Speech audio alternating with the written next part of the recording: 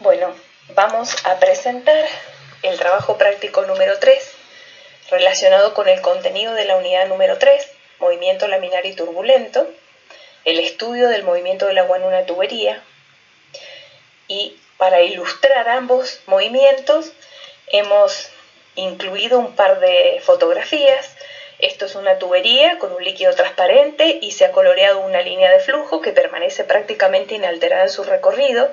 Esto es representativo del movimiento laminar, mientras que en la foto de la derecha tenemos el mismo tubo transparente en el cual está circulando agua, se ha coloreado una línea de corriente y debido a la mezcla transversal de la corriente, esa línea de corriente es sinuosa, generando la difusión casi por completo del colorante dentro de la tubería. Para el desarrollo de este práctico vamos a hacer un repaso de las principales ecuaciones que se han visto en la teoría de la unidad 3 en referencia al contenido del trabajo práctico. Con respecto al movimiento laminar, la principal ecuación que se determina, o que una de las principales ecuaciones de uso, es la que representa la tensión de corte parietal, la tensión de corte hidráulico dentro de la tubería en función de la tensión de corte parietal y la distancia que existe entre la línea de flujo a considerar y el radio total de la tubería. El gráfico de distribución de la tensión de corte parietal es una recta que representa el cero en el eje hidráulico de la tubería, sería en el baricentro de la sección transversal de la tubería, y aumenta linealmente hasta el máximo en correspondencia con las paredes. La distancia R chica se mide desde el centro de la tubería hacia la pared de la tubería, y R grande es el radio de la tubería. Esta ecuación es una ecuación genérica, válida tanto para el movimiento laminar como para el movimiento turbulento. Lo que cambia respecto del movimiento es el valor de tau sub 0. Tau sub 0 es distinto para el movimiento laminar que para el movimiento turbulento, depende de magnitudes diferentes. La distribución de velocidades del movimiento laminar es una distribución de velocidades parabólica, una parábola de segundo grado que tiene un crecimiento importante de la velocidad hacia el interior de la tubería, o sea, un gradiente de velocidad que siempre tiene un valor importante, hasta llegar al centro de la tubería, en donde se produce la velocidad máxima. La relación que existe entre la velocidad máxima y la media es un medio. La velocidad media es la mitad de la velocidad máxima, así como está colocada en el gráfico. Esta línea vertical está indicando la velocidad media. El diagrama de velocidad media, que es un diagrama constante, un rectángulo, y que por definición es la velocidad que, siendo constante en toda la sección transversal, eroga el mismo caudal que eroga esta variación parabólica. Integrando el diagrama de velocidades en toda la sección transversal, obtenemos el caudal que está circulando por la tubería, que tiene esta fórmula. Y de esta fórmula de caudal se puede obtener la velocidad media haciendo caudal sobre sección. Caudal total dividido la sección total. Y obtenemos esta expresión. Fíjense que aparece la viscosidad dinámica en la distribución instantánea, en el caudal y en la velocidad media, que es la magnitud principal de la que depende la pérdida de carga o la pérdida de energía en un movimiento laminar, la viscosidad. De la misma ecuación de la velocidad media, también podemos obtener la ecuación de la pérdida de carga, J, pérdida de carga unitaria, despejando de esta misma ecuación el valor de J. Y ese valor de J se puede asociar también a la definición de factor de resistencia que hicieron Darcy-Weibach. J por D igual a lambda por U cuadrado sobre 2G. Entonces, combinando esta primera ecuación con esta segunda ecuación, yo puedo calcular, en función de los parámetros del movimiento laminar, la pérdida de carga unitaria y el factor de resistencia de esa pérdida de carga unitaria. Además, si recordamos la ecuación de la recta de Reynolds, o la relación que existe entre el factor de resistencia y el número de Reynolds, es una recta que en escala logarítmica se transforma en una recta, pero si la respetamos en función de cómo está expresada, es una hipérbola, lambda por Reynolds igual a 64. Y el número de Reynolds que se expresa siendo el producto de U por D sobre mu. La tensión de corte parietal, tau sub 0, también obtenida de la deducción que se hace en la unidad 3, es función de la viscosidad dinámica y de la primera potencia de la velocidad, ¿no? Que es también uno de los parámetros más importantes del movimiento laminar, la viscosidad. Y también el espesor de la capa laminar parietal, que es una magnitud que depende de la velocidad del agua dentro de la tubería, del diámetro, del Reynolds, y que nos sirve o nos va a servir para identificar qué tipo de movimiento turbulento se produce dentro de una conducción. Para el movimiento turbulento tenemos, comparativamente con el movimiento laminar, la tensión de corte hidráulico es función de U cuadrado y de un coeficiente que le llamamos coeficiente de frotamiento y de la densidad. Fíjense que en esta expresión hay que tener en cuenta que desaparece la viscosidad dinámica. O sea que en un movimiento turbulento la viscosidad pierde importancia y empieza a tener más importancia la velocidad del agua, la inercia de la masa. Esa densidad también se puede expresar como el peso específico dividido G, y el G asociado al 2G obtenemos con el U cuadrado la energía de velocidad. Entonces también la tensión de corte hidráulico parietal se puede poner en función de la altura de velocidad.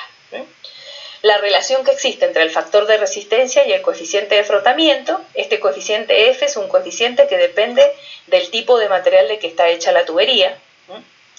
La pérdida de carga unitaria se cuantifica como 2 veces F sobre G por U cuadrado sobre D. También hay que tener en cuenta que la J depende de U cuadrado, así como tau sub 0 depende de U cuadrado, J también depende de U cuadrado, y deja tener importancia la viscosidad porque desaparece de la ecuación la viscosidad del agua. La velocidad de frotamiento, que es otra magnitud que se usa en el movimiento turbulento, se calcula en función de la velocidad media y el factor de resistencia, o en función del cociente entre la tensión de corte parietal y la densidad. Es una velocidad que no tiene un significado físico dentro de la tubería, ya que no existe una línea de corriente que tenga una velocidad que se llame velocidad de frotamiento, pero sí es una magnitud que sirve para el cálculo de distintas magnitudes dentro del movimiento turbulento.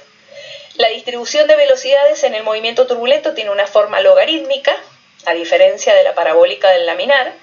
El logaritmo de R sobre I tiene un gradiente de velocidades muy importante con respecto a las paredes de la tubería, y ese gradiente de velocidad después prácticamente se hace cero en el interior de la tubería.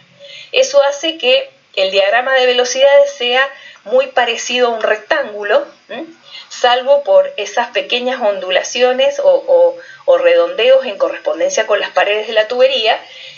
Prácticamente es un rectángulo, y hace que el coeficiente de Coriolis, el coeficiente alfa de Coriolis, sea más cercano a 1, a diferencia del coeficiente de Coriolis del movimiento laminar, que es igual a 2.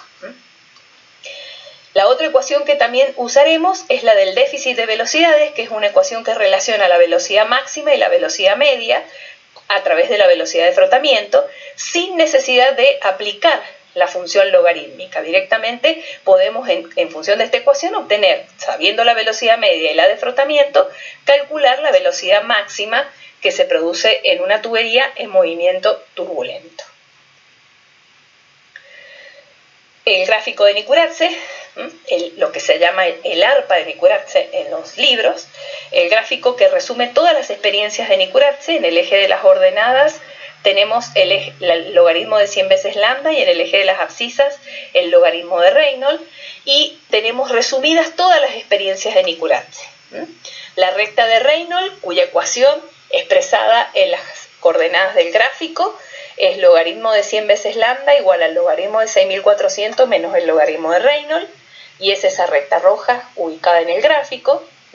La recta de Blasius, que en función de la ecuación de la ecuación de Blasius también multiplicamos por 100 y aplicamos logaritmo, y también nos da la ecuación de una recta que tiene esta forma, como la recta verde que está indicada en el gráfico.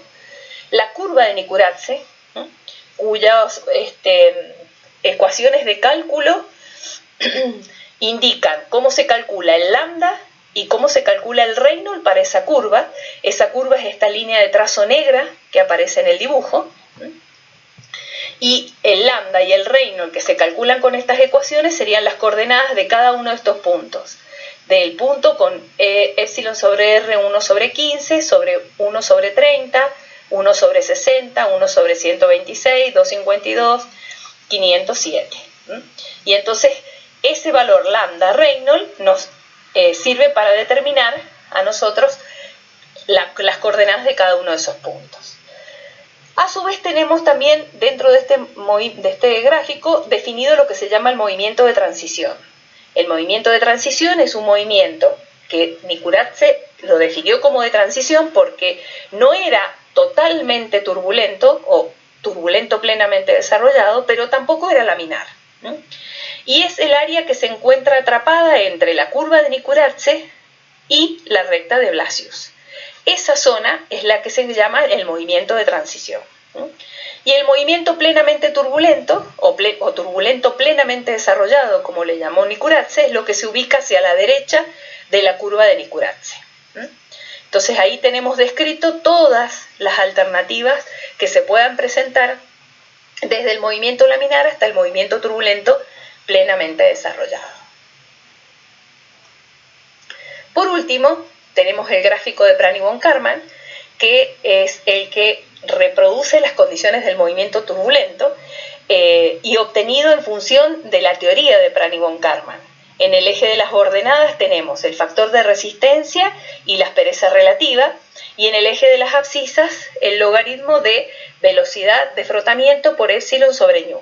Dentro de la velocidad de frotamiento tenemos la velocidad media del agua. O sea que en el eje de las abscisas se mide la velocidad del agua en forma indirecta, y en el eje de las ordenadas podemos leer el factor de resistencia en función también de la aspereza relativa. Este gráfico de Prany von Karman responde a la teoría de Prany von Karman, y en esa teoría se encuentran dos tipos de movimientos turbulentos. El movimiento turbulento en tubería lisa, en el cual el factor de resistencia, que es la pérdida de carga, depende de la aspereza relativa y depende de la velocidad del agua a través de la velocidad del frotamiento. Es esa recta violeta a la que hace referencia el gráfico. Y el movimiento turbulento en tubería rugosa, en el cual la pérdida de carga lambda depende solamente de R sobre epsilon. Y representa una recta horizontal de color rojo. Los puntos que se encuentran entre ambas rectas, o sea, toda esta zona en la cual se encuentran una nube de puntos indicativa, es lo que también se llama turbulento de transición. No es un movimiento turbulento ni clasificado como liso ni como rugoso. Y por ahora tampoco hay ecuaciones que representen la pérdida de carga del mismo. En el ejercicio 1 vamos a empezar con un ejercicio sencillo para y después ir a medida que vamos aplicando las ecuaciones, complejizando un poco más el análisis. Determinar la dirección de flujo a través del tubo del esquema, donde el peso específico es 1000 kilos por metro cúbico, la viscosidad dinámica toma este valor y la viscosidad cinemática toma este valor. Calcular la pérdida de carga unitaria y definir el tipo de movimiento, o sea, indicar qué tipo de flujo es, si es laminar o es turbulento. Tenemos una tubería que tiene un desarrollo geométrico descendente, un punto 1, un punto 2, separados una longitud L y en desarrollo lineal, y separados verticalmente una distancia Z. La distancia Z es 2,30 metros, la temperatura 27 grados, la presión en 1, 4,7 kilogramos fuerza por centímetro cuadrado, la presión en 2, 5,7 kilogramos fuerza por centímetro cuadrado, la longitud 50 metros y el diámetro 3 milímetros. Ya con esa dimensión del diámetro ya podemos imaginarnos que es una tubería en la cual el movimiento va a ser laminar, porque es una de las características del movimiento laminar, dimensiones pequeñas. Reproducimos las condiciones del ejercicio y lo que vamos a hacer es aplicar Bernoulli entre el punto 1 y el punto 2. Energía de posición, energía de presión, energía de velocidad sumadas para el punto 1, energía de posición, energía de presión, energía de velocidad sumadas para el punto 2. A la suma de Z más P sobre gamma le hemos llamado cota pisométrica en el punto 1 y en el punto 2. ¿Qué hay que tener en cuenta? Que el diámetro de la tubería es constante.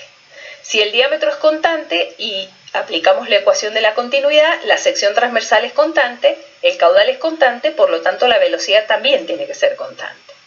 Y U sub 1 es igual a U sub 2, alfa 1 es igual a alfa 2. Con lo cual, estos dos sumandos tienen el mismo valor.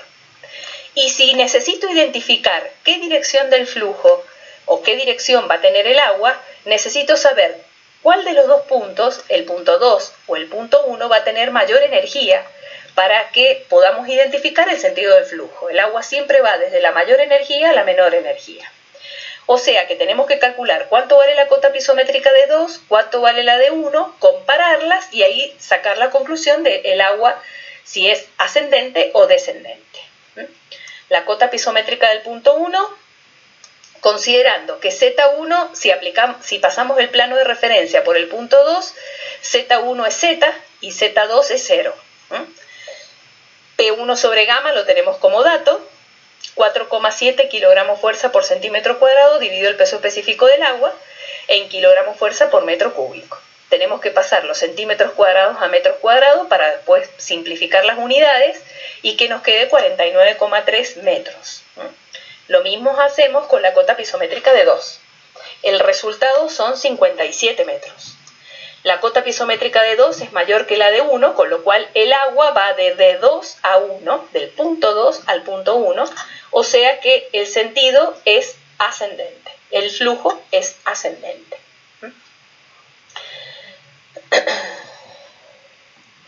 A continuación, calculamos la pérdida de carga como la diferencia de las cotas pisométricas dividido la longitud, 57 menos 49,3 dividido 50. Como sabemos que el movimiento es laminar, aplicamos la ecuación de la pérdida de carga para el movimiento laminar, de lo cual esta ecuación nos permite despejar la velocidad media. Gamma sobre 32 veces mu por J por D cuadrado. El peso específico, 1000 kilos por metro cúbico, 0,15 la pérdida de carga unitaria, los 3 milímetros elevado al cuadrado, 32 veces la viscosidad, en kilo fuerza sobre metro cuadrado por segundo. Se simplifican los kilos fuerza, acá tendríamos metro cuadrado, con este otro metro cuadrado, un metro cuarta sobre metro cúbico, nos queda metros sobre segundo, 0,49 metros sobre segundo. Y eso nos permite calcular el número de Reynolds, la velocidad por el diámetro sobre la viscosidad cinemática, el 0,49 metros sobre segundo por los 3 milímetros dividido la viscosidad cinemática nos da 1726, un número menor de 2000, con lo cual el movimiento que se produce en la tubería es un movimiento laminar, o sea que condice con las condiciones que pensábamos inicialmente al tener los 3 milímetros de diámetro que habíamos supuesto que el movimiento era laminar.